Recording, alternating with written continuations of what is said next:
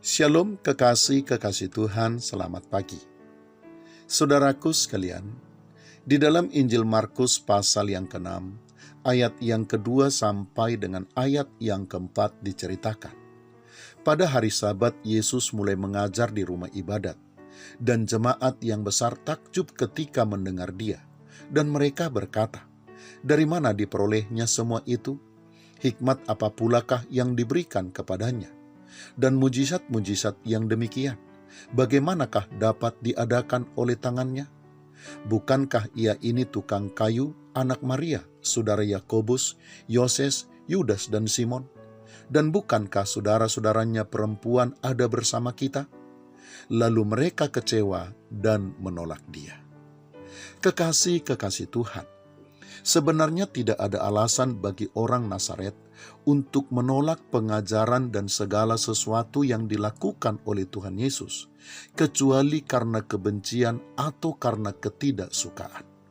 Kebencian dan ketidaksukaan itulah yang membuat mereka akhirnya menolak Tuhan Yesus, menolak kebenaran, dan kehilangan kesempatan untuk menerima lawatan Tuhan.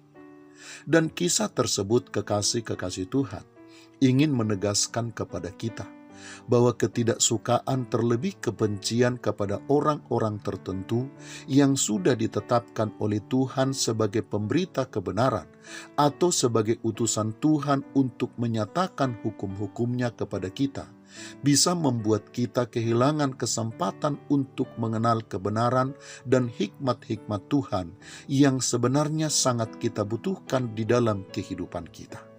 Kita bisa gagal tertuntun pada jalan yang benar jika kita menolak dan membenci mereka yang sudah ditetapkan oleh Tuhan untuk memberi petunjuk dan tuntunan kepada kita. Selain itu, kekasih-kekasih Tuhan, penolakan dan ketidaksukaan kita terhadap kehadiran para pemberita kebenaran juga bisa membuat kita kehilangan kesempatan untuk dilawat Tuhan.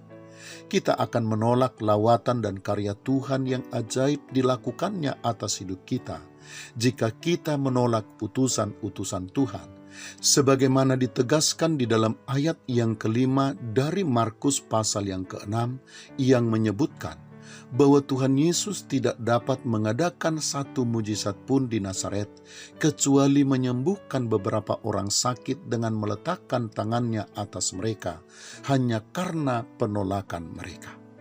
Menyadari hal tersebut, kekasih-kekasih Tuhan, kiranya kita tidak menilai setiap perkataan yang kita dengar, terutama perkataan nasihat, tuntunan, dan peringatan berdasarkan latar belakang orang-orang yang menyampaikannya kepada kita. Sebagai orang percaya yang selalu rindu dituntun oleh Tuhan, kita wajib membuka telinga dan hati kita terhadap setiap pengajaran, setiap hikmat atau nasihat dan peringatan, tanpa harus menilai terlebih dahulu latar belakang dari orang-orang yang menyampaikannya kepada kita. Selamat pagi, Tuhan Yesus memberkati. Shalom.